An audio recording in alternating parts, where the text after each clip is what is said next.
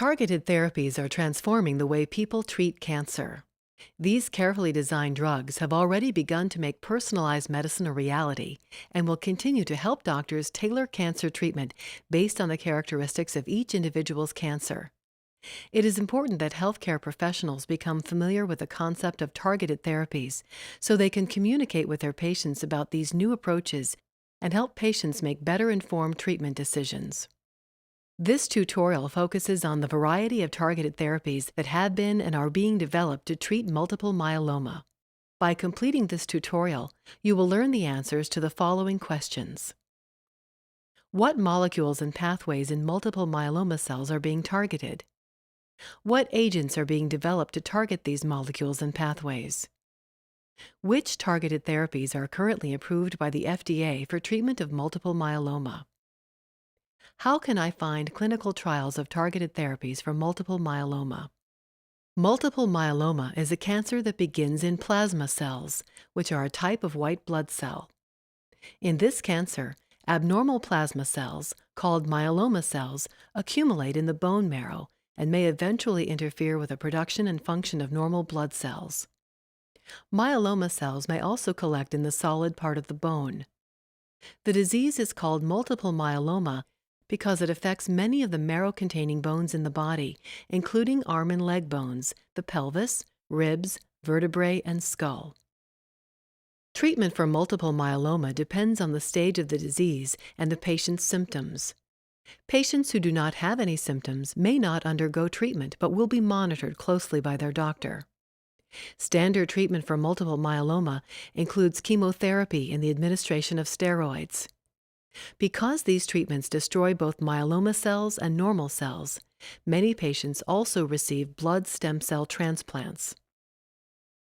In recent years, new treatments for multiple myeloma have come into wide use.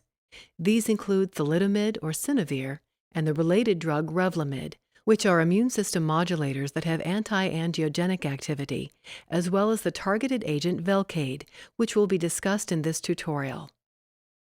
Preclinical experiments and clinical trials are underway to evaluate additional targeted therapies and to find out how best to use these drugs in combination with each other and with standard therapies. This tutorial describes several strategies being pursued for the treatment of multiple myeloma. Many of these strategies are also relevant for and being tested in other types of cancer.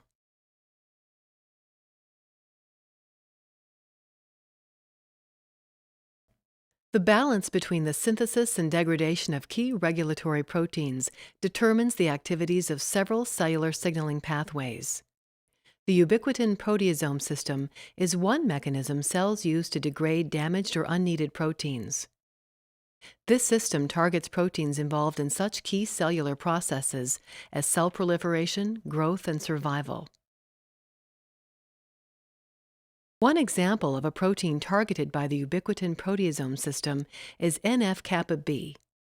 NF-kappa B is normally sequestered in the cell's cytoplasm by a protein called inhibitor of NF-kappa B, or I-kappa B. In this state, the NF-kappa B pathway is inactive. A number of signaling pathways activate NF-kappa B. They do so by phosphorylating I-kappa B, which makes it a target for ubiquitinylation.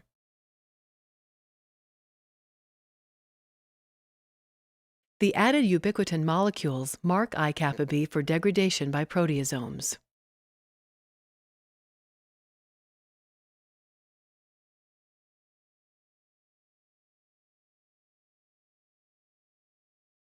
Once I-kappa B has been degraded, NF-kappa B is free to move to the cell's nucleus, where it helps induce expression of a number of genes that promote cell survival and proliferation.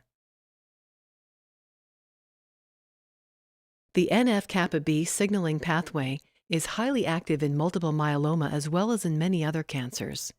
Inhibition of this pathway has been shown to undermine the survival of myeloma cells, making NF-kappa B an attractive therapeutic target.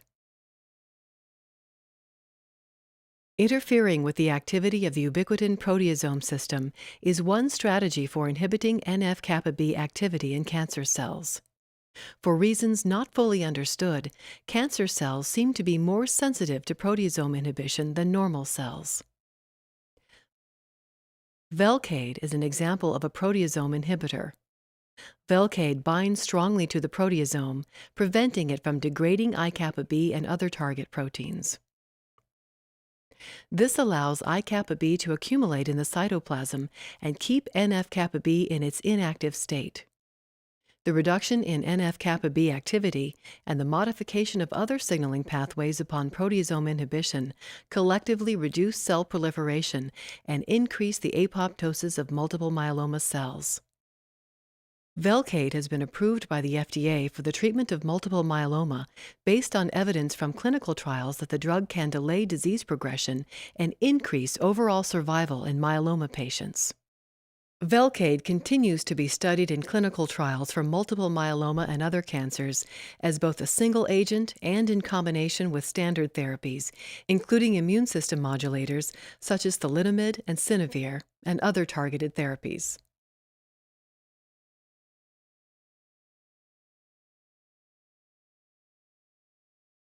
Heat shock proteins, or HSPs, are called molecular chaperones because they help maintain the stability and activity of cellular proteins by modulating their three-dimensional shapes. HSP90, like most heat shock proteins, acts as part of a multi-protein complex that includes other molecular chaperones. HSP90 stabilizes its so-called client proteins so they can participate more effectively in their signaling pathways. Thus, although not a signaling molecule itself, HSP90 can enhance the activity of certain signaling pathways. HSP90 and other heat shock proteins also help stabilize cellular proteins in the presence of environmental stresses, such as increased temperatures or glucose deprivation, that can threaten cell survival. Multiple myeloma cells and many other types of cancer cells have more HSP90 than normal cells. This is most likely because cancer cells must cope with numerous external and internal stressors that are not experienced by normal cells, such as low levels of oxygen or mutation of important regulatory proteins. There is evidence that HSP90 is an integral part of the machinery that allows cancer cells to grow uncontrollably.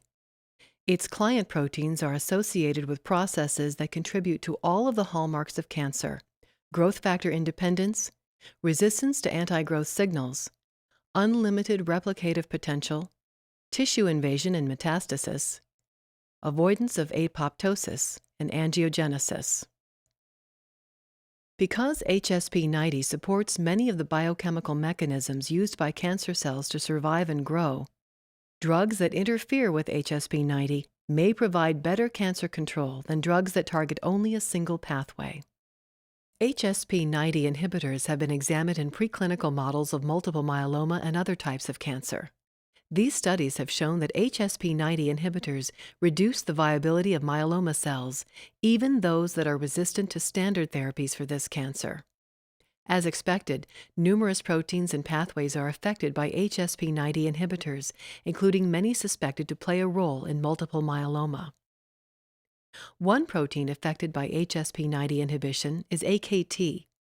The HSP90 complex binds to and stabilizes AKT in cancer cells, allowing the protein to promote cell proliferation and survival. However, in the presence of an HSP90 inhibitor, the interaction between HSP90 and AKT is altered, and AKT becomes a target for ubiquitinylation and degradation by proteasomes, a fate shared by many other HSP90 client proteins when the activity of this molecular chaperone is inhibited. Although no HSP90 inhibitors have been approved by the FDA, they are being tested in clinical trials of multiple myeloma.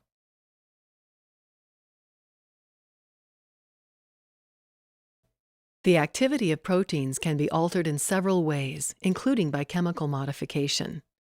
Phosphorylation is one common type of modification. Another common modification is called acetylation, in which acetyl chemical groups are added to proteins. Acetylation and deacetylation, the removal of acetyl groups, can influence the stability or function of proteins or alter their capacity to interact with other molecules. One group of proteins that is frequently modified by acetylation is the histone family. Histones are proteins that interact closely with DNA and help package it inside the nucleus. Genes located within regions of the tightly wound DNA associated with unacetylated histones are usually not expressed because the DNA is so tightly packaged they are inaccessible to the cellular machinery that drives gene expression. Acetylation of histones loosens the close association between these proteins and DNA, thereby allowing the DNA structure to relax. Consequently, other proteins are able to reach the DNA and activate gene expression.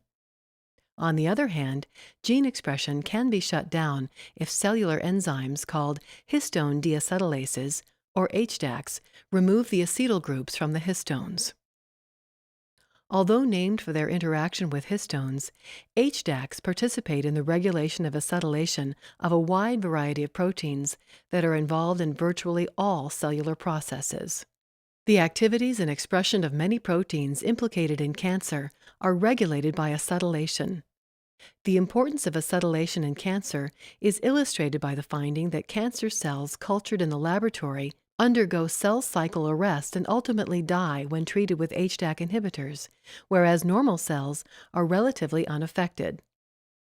The apoptotic death of myeloma cells in response to treatment with HDAC inhibitors is likely due to changes in the activities and expression of numerous proteins.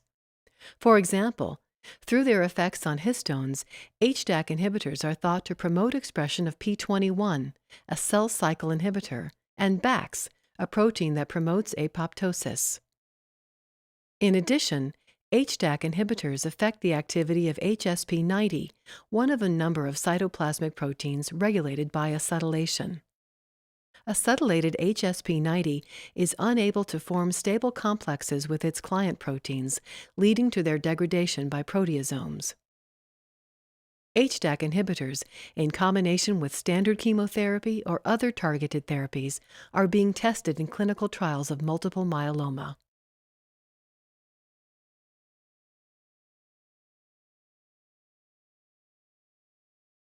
Because multiple signaling pathways are often disrupted in cancer cells, many clinical trials are testing combinations of targeted therapies. It is hoped that targeting multiple pathways might reduce the development of drug-resistant tumor cells. For example, HSP90 inhibitors are being tested in combination with a proteasome inhibitor, Velcade, in clinical trials of myeloma. Preclinical studies have shown that myeloma cells treated with Velcade produce more HSP90 to help protect themselves from the stress caused by the accumulation of undegraded proteins. Inhibiting HSP90 caused the cells to be more sensitive to the apoptotic effects of Velcade. Combination approaches that include one or more targeted therapies are almost certainly the future of cancer treatment.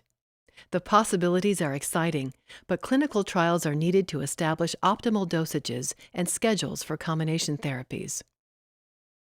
One targeted therapy for treatment of multiple myeloma, Velcade, has already been approved by the FDA. Several other targeted therapies are being developed for use against multiple myeloma. Doctors should consider whether a clinical trial of innovative targeted therapies might be a good option for their patients. Targeted therapies for multiple myeloma are in all phases of clinical study. There are a number of ways to find clinical trials. The National Cancer Institute's website, www.cancer.gov/clinicaltrials, contains information about clinical trials sponsored by the National Cancer Institute, pharmaceutical companies, medical centers, and other groups from around the world. For information on cancer clinical trials being conducted at the National Institutes of Health Clinical Center, visit www.bethesdatrials.cancer.gov. Information about clinical trials can also be found on the clinicaltrials.gov website, which is operated and maintained by the U.S. National Library of Medicine. Cancer patients and their families may also contact NCI's Cancer Information Service, or CIS, if they have questions about cancer and clinical trials. The CIS can be reached by calling 1-800-4-CANCER, or patients can use the live chat feature on the cancer.gov website.